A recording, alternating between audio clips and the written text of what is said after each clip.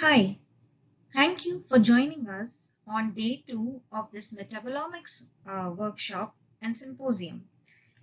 My name is Shweta Chhajed, and I am a PhD student in Dr. Sishu Chen's lab here at University of Florida, and I will be your host for the next 45 minutes. I have been working on targeted metabolomics in my PhD for around 5 years now. Today, my focus will be on walking you through the basics of how to perform targeted metabolomics. Dr. Chen has already talked about the importance of targeted metabolomics yesterday. To sum it up, it is mainly used for validation experiment and hypothesis testing. In general, for targeted metabolomics, you know what you are looking for and you have authentic compounds which you can use to optimize the method. We will be using thermo instruments which are available in our lab to show you how the researchers do metabolomics. The principle of all the instruments is usually the same, so the vendor does not matter. I am going to show you a video to give you a detailed view of targeted metabolomics workflow for an LC triple quadrupole mass spec, starting from LC preparation, including purging, needle wash, calibration, tuning of the instrument, optimization of the known standard, method setup, sample queuing, running the mass spec, and data analysis using the thermo software Excalibur. Please feel free to ask questions in the chat box while the video is streaming. Okay, let's get started.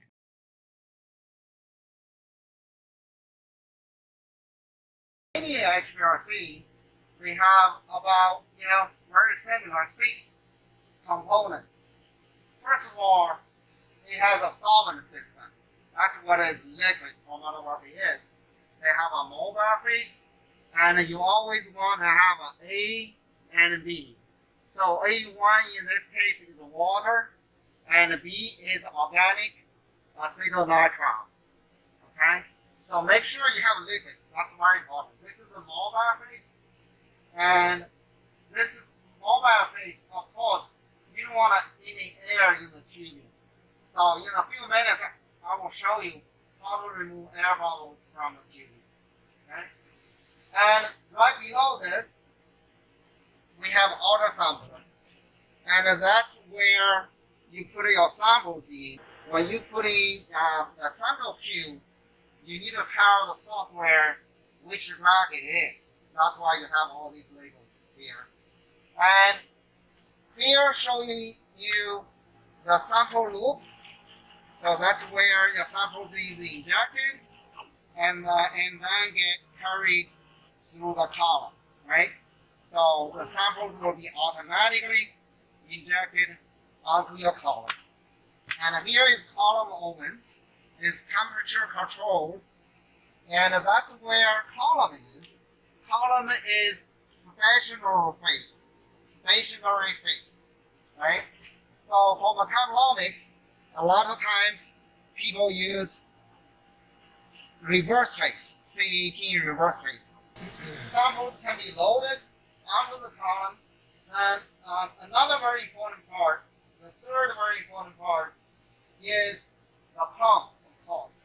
So you can see this pump essentially draw the solvents from the solvent tray A and B and deliver the solvent to the column, right?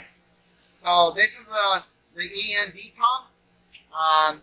So it draws the liquids, then mix together. There are a lot of sensors, for flow meter, pressure sensor, and then deliver the liquid to the column. Of course, this will go through the loop here and carry the sample through the column.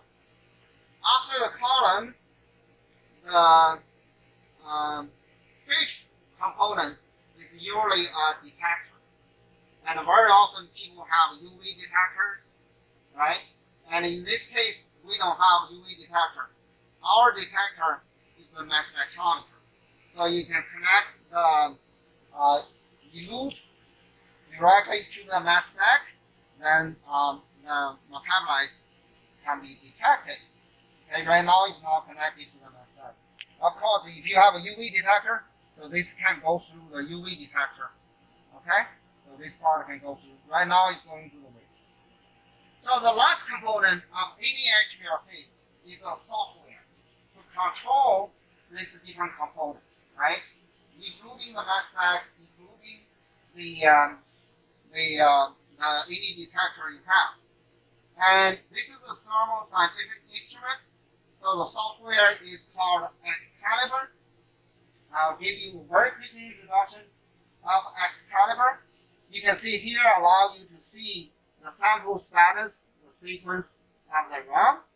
Now here is the software for the HPLC.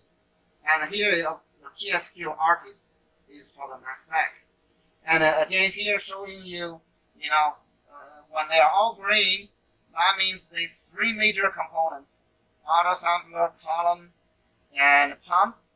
The next thing is to make sure the system, the liquid system, does not have any air bubbles in it, right? So for doing that, you can click on this direct control. You can either click here for purging the solvent, or you can click on more options. And here you have a better view of the flow. When you do purging, you're purging at 5 mils per minute. So it's a very fast flow. So any air in the trap in the tubing can be pushed out. And we do have a degasser. It's a built-in system. Right now it's on. Is to get rid of any air again. Here is a kind of double kind of system. And then if you want to purge, you just click on here. So right now you can see this is green here, and right now it's purging. So you can see the flow here, 5 mils per minute, and it's usually purges for about 3 minutes. Okay. So when the system is purging, your liquid does not go through the column. You have to know that. It's purging everything else. Okay. Okay. So purging just finished. You can watch this flow. When I finish purging, it will stop. You move to the pump. So that's where we did the purge. So here is A1, B1, right? So we purged A1 and B1. And if you go through here, here is the autosampler. This needle is an injection needle. So this needle will go into your sample tube, draw the sample, and take that to the loop. Then the RC solvent will run through the loop, carry your sample to the column. Okay, here we just do a purge needle wash. So make sure the needle wash does not have any air in the line. So this we can do, maybe a minute. Just depends on how often you have used this instrument. If you have recently used, it has been all good, so you don't have to do very long purging. But if you haven't used it for a long time, you can do like 5-10 minutes just to make sure the line, the solvent does not have any air in it. So after you purge the needle wash, you can wash the needle, and this will wash the outside, the needle. So you can click on wash needle, and you're gonna see now ready means right now it's washing it, and it takes 10 seconds or so. When it's ready, when it's finished, then here we'll see ready. So it just means it's running, it's washing. So you can wait a little bit, you're gonna see that it will turn into ready. Yeah. So that's it, and we are ready with the HPLC. The HPLC is ready to go. You need to clean up the syringe and the tubing. We use 50% acetylnitrile or methyl.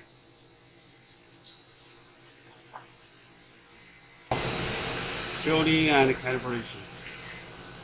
When this tubing and syringe is clean, we can take the chemical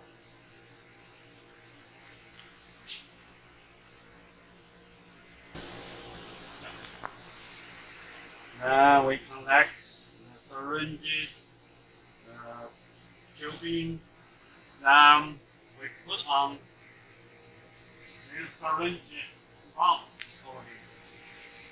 Syringe pump, we just set up the syringe here. Then we connect it to the mass bag.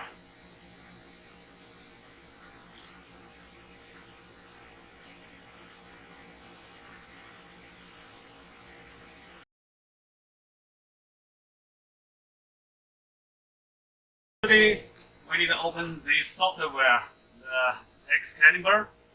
There's a 4 tab here. We just clean up the calibration tag and also start the syringe. We click here, we put the feeder rate like now every time you need to apply, make sure the change. Otherwise, you need to turn this syringe on, then maybe apply. You see? Then make the mass spec start.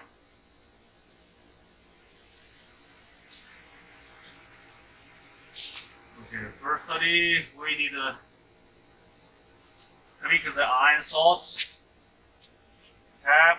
Then we use positive, so that's why we use the spring voltage 3500 and put the shift gas because we use lower speed rate, so we just use 500. Yeah, every time remember just apply. You can choose this full scan. Clear. Use the Q1 full scan. Then choose the max range. And usually the Q1 resolution we use 0.7, the middle one, and the scan rate we use faster one, 1000. And there, because right now we just do MS full scan, we not necessarily collision energy gas, so we just choose 0. Every time, just remember apply. Make sure. Yeah. Now you can see we have the chemical. I think this one. We just make sure everything. We click this dot chromatogram, and we choose. We find everything. We just use the middle one, 622, and yeah, start. Then this is the intensity of this defined MLZ 622. Here is the stabilization level show up. You can see right now we are green. It's the middle of this black and red line. That means stability is very good. So usually it's between less than 15%. So right now it's good. So we can start. Go to the calibration tab, and we can click calibrate. This instrument is very smart. Everything just a simple click. They can do by themselves automatically. So usually monthly or bi-monthly, we just do this check mass calibration. If it's mass shift, then we'll go to the mass calibration and also the instrument tuning, EM gain, calibration, tuning, and mass calibration. So today, if you think we have to do the tuning and calibration, you can jump to this. Okay. So today we just do tuning and mass calibrating together. Then we just start. Yeah, here you can see shows tuning and mass calibration processing right now. So far, all these spots is in the square. That means the mass not shift is very accurate. If it's out the square, that means the mass already shift. They need to adjust this, calibrate the mass accuracy. Pass Q1, Q3, yeah, the pass thing is pass, no arrow. If it's not pass, there will definitely be red color. So you can see everything. And the mass accuracy, if it's in this square, that means good. If it's out of the square, it cannot be passed. They need to repeat it again.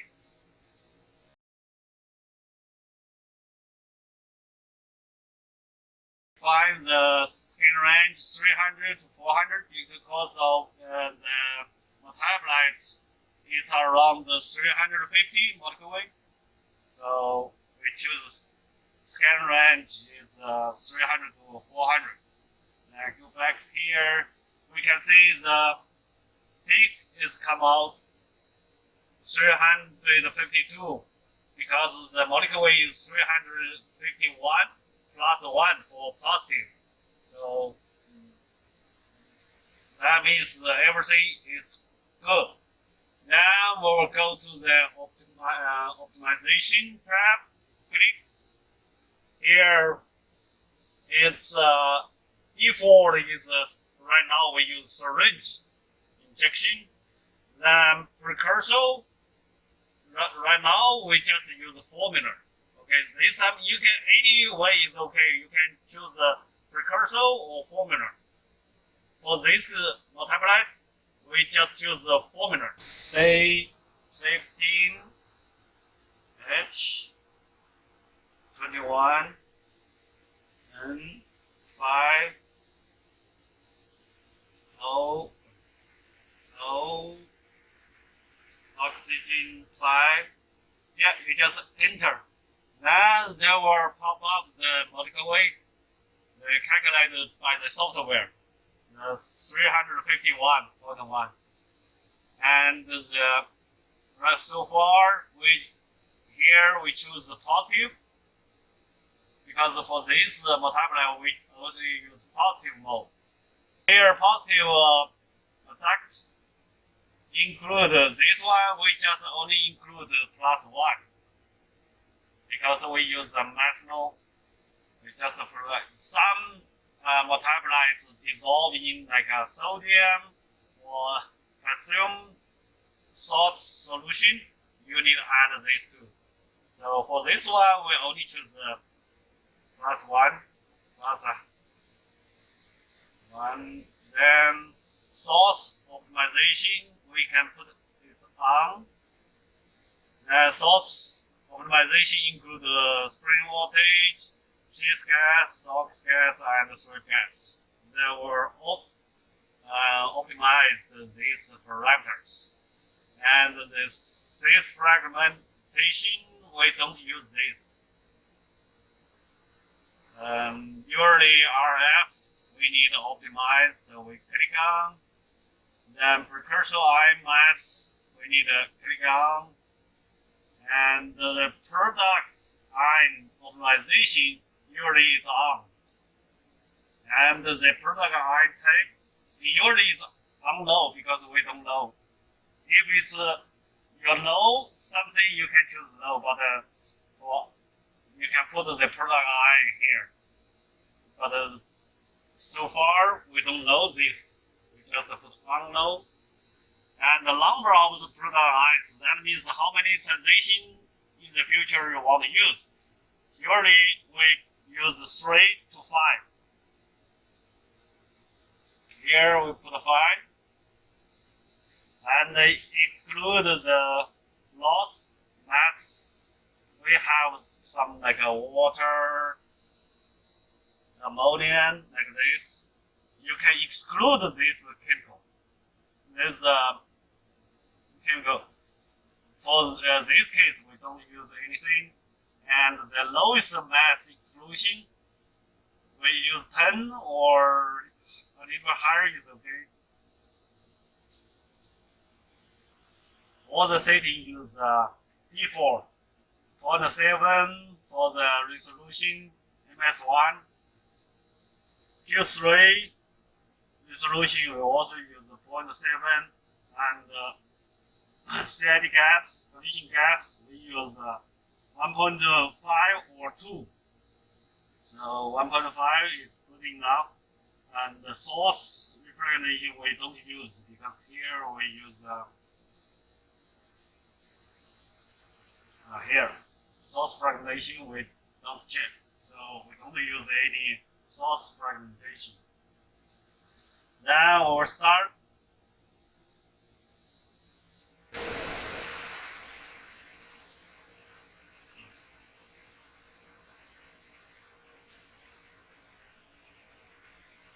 can say this is the sweep gas of optimization. Here is the ideal results. Here is the spring voltage. Just a step up. Then find the good points. Then here is a good point. And this is for schist gas optimization. Red long is for the oxy gas optimization. So here is the results. Yeah. So far is for the RF optimization. Or choose the highest points, and later give you results in the PDF report. So you can see here is the product lines breakdown. Like the product line, each of them they will do optimization. You can see first one is 220. Yeah, it's done. And next is for this. It's 136. It's just from the highest intensity one go to the lower one by one. We choose 5, they will get 5. So here the third one. And fourth one.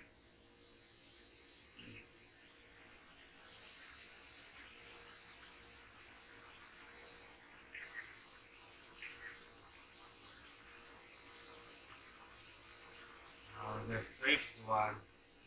Okay, you can see here.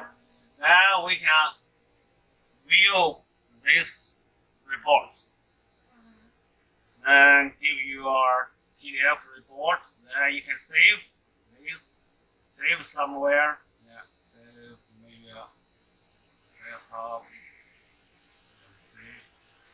Okay, so you can see this gives you your detail of all the chromatogram. Just follow here. You can see this is a product line and this is collision energy. This is what we need in the method. We need to put this in your method.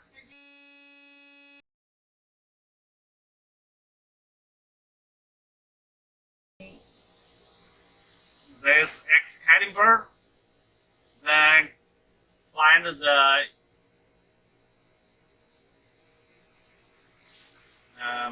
instrument method. Now click on this.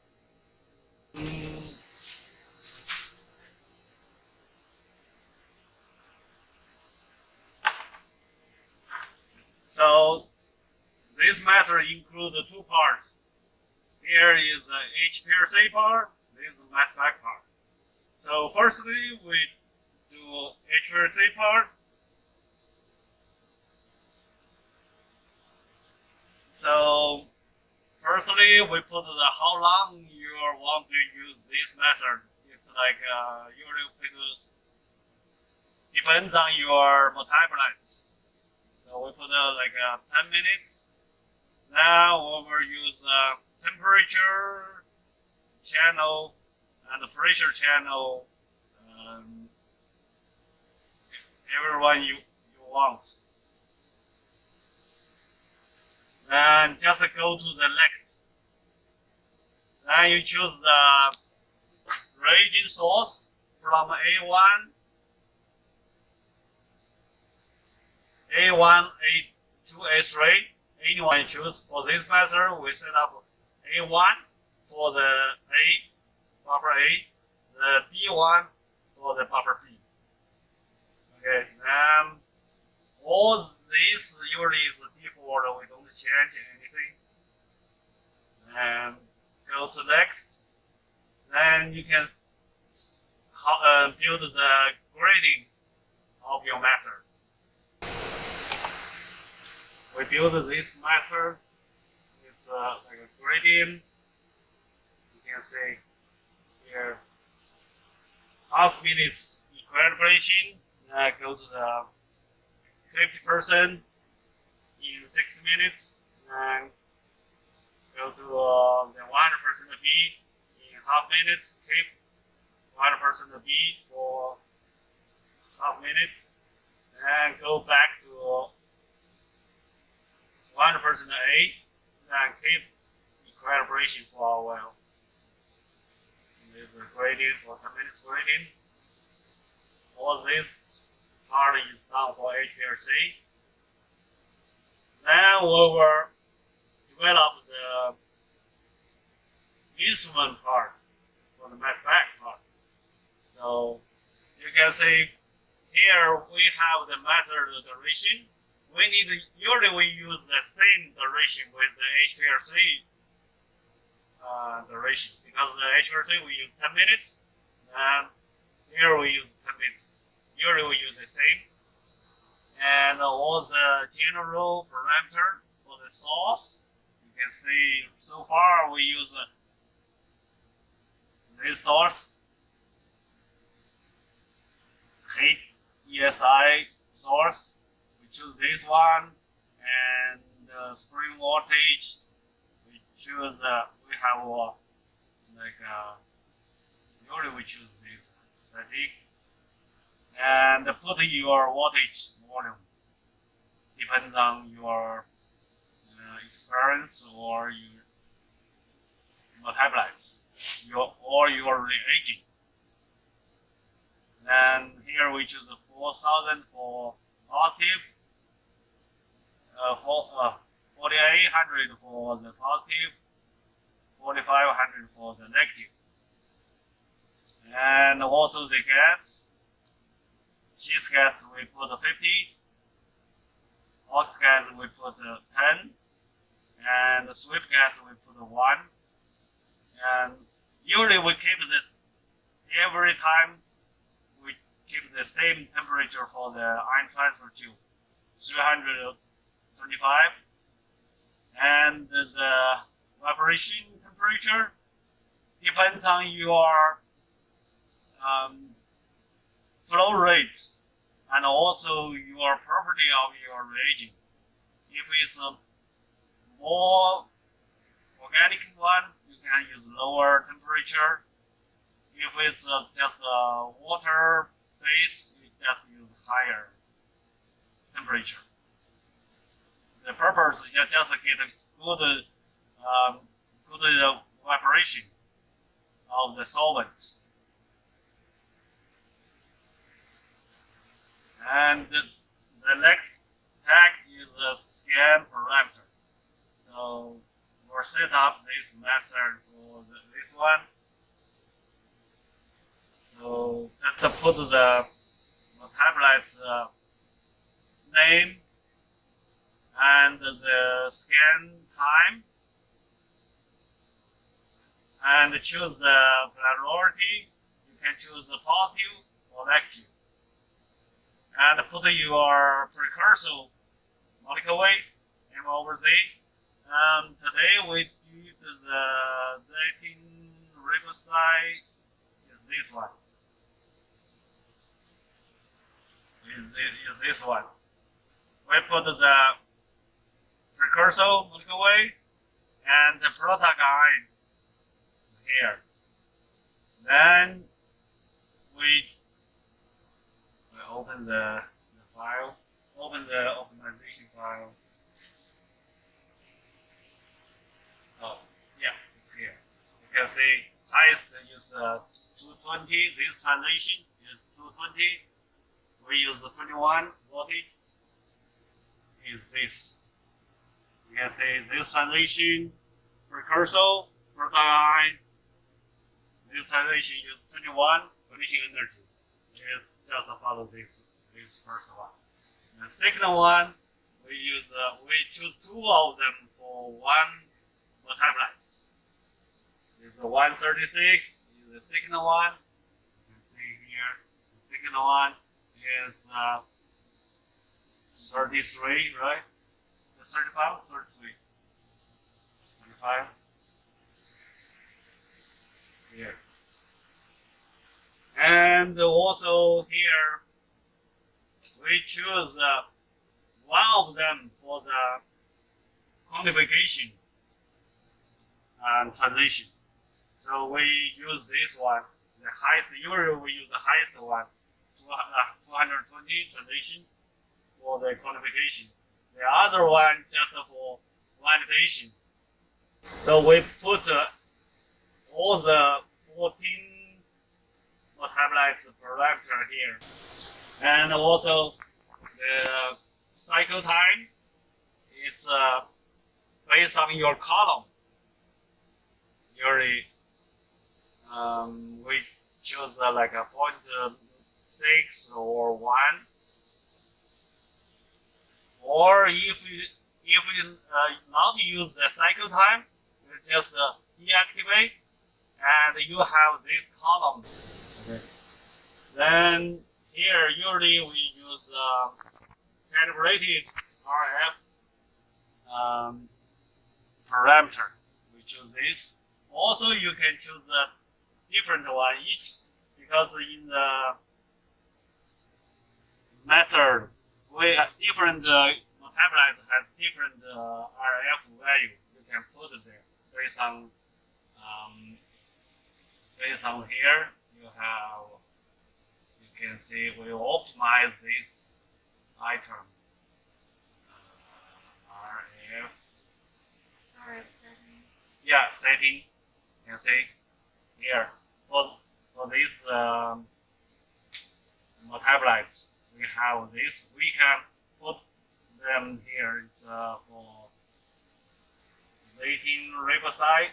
So the resolution default is 0.7, and also you can choose different resolution. Usually we use 0.7 is good enough for our metabolites. And the collision energy gas, we use 1.5. Also, you can choose a different value.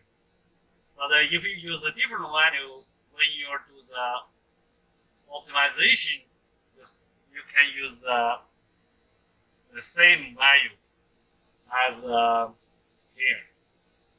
If you optimization use 2, here you can choose 2. Okay. And the source fragmentation, we don't use anything, just 0. The chromatograph peak width depends on your column. Our column is very sharp peak, so we just put 6 seconds.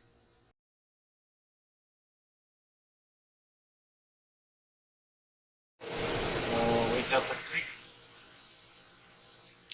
That's the old one, we made a new one.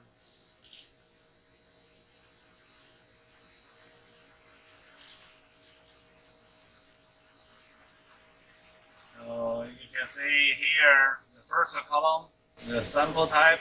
You can choose on low, blank, QC, or standard. So firstly, we need like a blank. Wash the column. Then here we use name. So sample ID doesn't matter. You can just one the pass. Okay, we need to build the folder first. So when we build the folder, here the path we can browse and go to the destination, find the folder. Okay. Instrument method. We also browse find the method we save. This method. And here the HPLC position, our put the blue tree, and is B, A1. Injection volume, we just put a 10. Okay. Set up this, you just save as this Q in your folder. In the future, we will just connect to this instrument and the HPLC here. So we need disconnect the syringe pump. And this is the HPLC output. We need to connect them.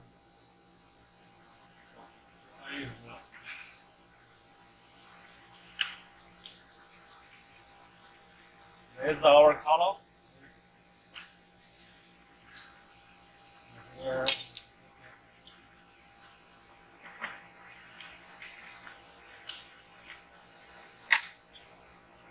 We connect the instrument and the HPLC together.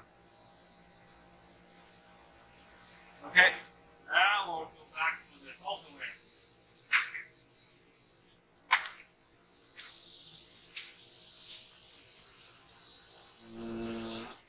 And also we can check the method is correct or not. We just right click and open the files. And the method is popped up. We already built. We'll say everything is good or not. HPLC.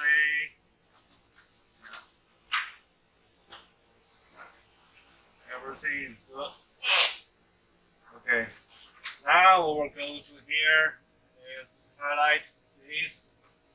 Then click the segments running. For all of them, if it's a single one, just click the single run here. If, for example, it's highlight only one, it's just a single run.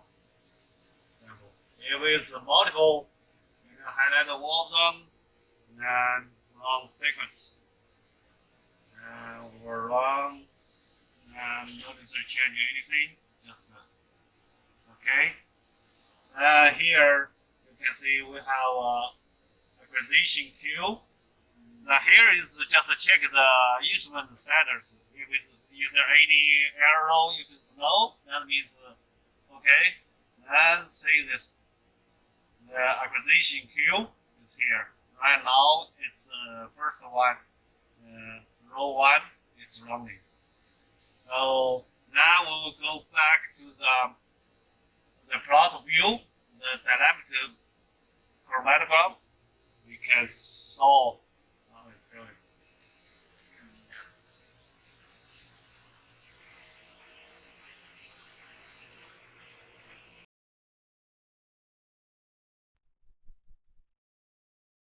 So in order to do the data analysis, we are going to use a thermo software, which is the Excalibur.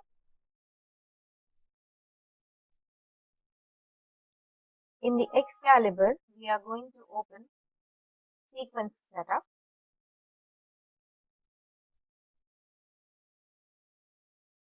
And we are going to open the original sequence right here. Now the sequence list tells us where the data files sit and what kind of data they are. And a data file can either be a standard with a known amount of concentration in it, or it can be a blank, or an unknown where we need to calculate the amount that is present in it. First thing we need to do is fix the path. Then we have to change the sequence list and make a note of what kind of file it is, if it's a blank, standard, or unknown. The raw file here is pointed in the wrong direction. It is pointed in the direction where it was run. We must fix this one first and make it to point to where I have stored my raw files in my computer. So you need to fix the path, browse, and then you can find the data file. So after fixing the file names, what you have to do is make sure that your data, wherever you want to store your data, is in the right path. So you're going to select the folder in which you want your data to be. And then instrument method is going to be the same. Injection volume, you're not going to change, nor are you going to change the positions. Levels we can change only after we build up a processing method. So in order to build the processing method, you go to roadmap view, processing setup. So processing method teaches Excalibur how to find the peaks and tells us at what level are the sequence lists. So right here, so first you need to select the type of chromatography, LC, hit OK, and then you need to select calibration options, internal standard, OK. So there are two types of calibrations. One is internal standard and the second one is external standard. The internal standard, every single injection you spike in a known amount of compound with a known amount of your standard, and it plots a known concentration versus the ratio of the peak of interest to the internal standards.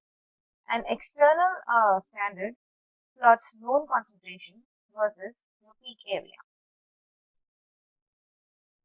I have a processing method already built up. So you are going to start by loading a raw file of highest concentration. As a rule of thumb, it is always good to load in the highest level you can of a known standard, because you want to use the best possible peak when you are using Excalibur to process your data. So I put in the raw file. Here you can type in the name, say new, and then type in whatever name you want. And then you are going to associate it with the filter. So for me, the filter is the M/Z of Synegrin, which is 280. And you see the brackets here. These are the fragments or the transitions for this Synegrin compound. So this retention time here, it got picked when you selected the peak. Expected retention time is where it is going to look into the data, and if your LC is good, then the peak should not move around your data. Now, window in seconds is the error that is allowed between different raw files to still find your peak of interest. So that when this peak is moved, this peak kind of moves plus or minus 30 seconds across the different injections, and Excalibur is still going to find it.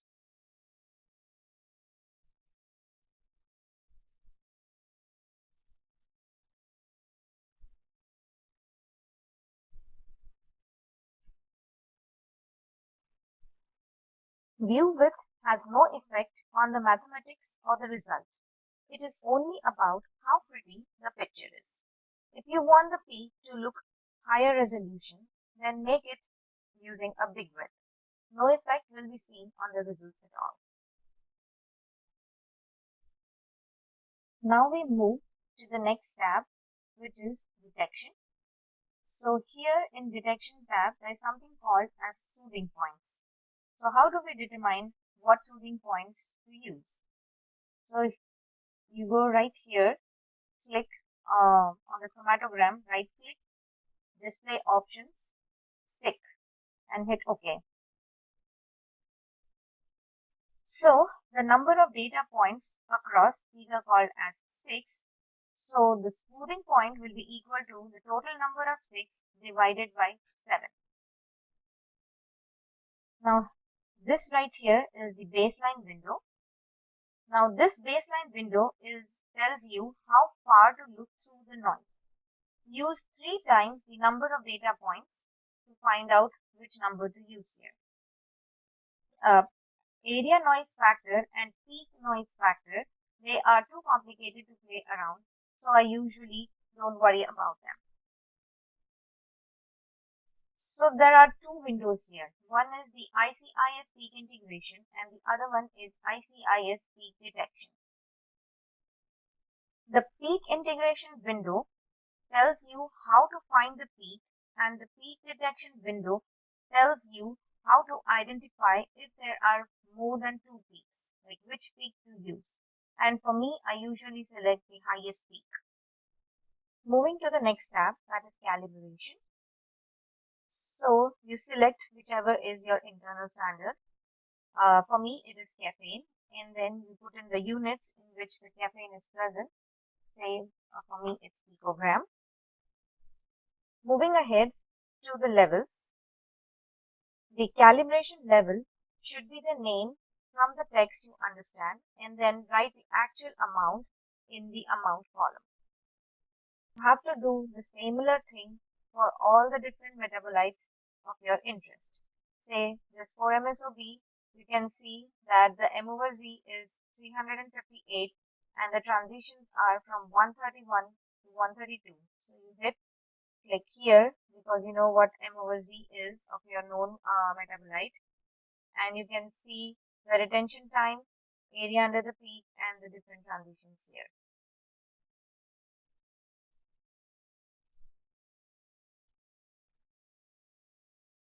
So after you are done setting up this, you save your processing method and then close. Once you have finished setting up the processing method, go back to your sequence setup and put your processing method right here for all your samples. Then you need to go back to your standard and select the calibration levels for different standards according to your labels. After doing this, you are going to do a batch process of your sample. So hit batch process. So after finishing the batch process, you need to open your samples in Quan browser.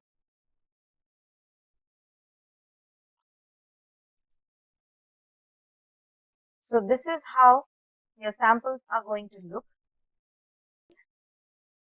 So this file here tells you standards, then blanks, and your unknowns. So if you go to the standard, you can see the different files have different areas and the internal standard area under the peak, area ratios, and the specific amount of your different standards here. So you can either include or exclude the points that you want to use to make the standard curve. So you see this one right here, it is saturating the curve. So I have excluded this point from my standard curve. You have to do this individually for all the different metabolites.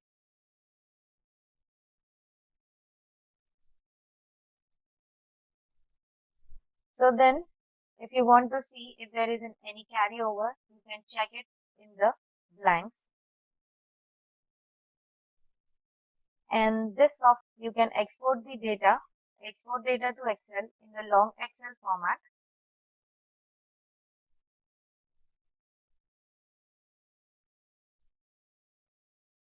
And you will have everything in an Excel sheet so this Excel sheet contains the standard curve, bracket, and the unknowns concentration for different metabolites right here in different sheets separately. So depending on your internal standards and or your external standards, you can calculate the amount of different metabolites in the. So this is the data where you have the equation, the y is equal to mx plus c, and for each single metabolite of interest that you put in your processing method. And based on this, you can do the calculation for the unknown samples. You can normalize the data and do the data analysis.